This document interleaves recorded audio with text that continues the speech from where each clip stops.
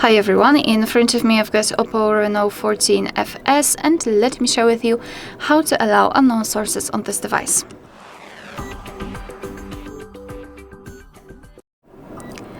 Alright, so let's pretend I'd like to download the app from other place than the Play Store. We have to allow the specific app and grant it a permission. So we have to begin with opening the settings. And here we have to scroll down to find the option Security and Privacy. Then let's scroll down again to find more Security and Privacy. And here we have to localize the option Installation Sources. So let's tap. So basically and defaultly we've got the Google Play Store as an installation source.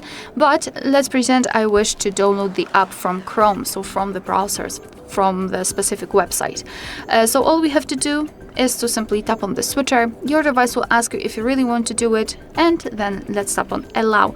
Basically, you have to know that you're doing it on your own responsibility because some third-party apps aren't verified by the developer. So you may put your data and actually whole device at risk. So remember about that and choose the apps wisely.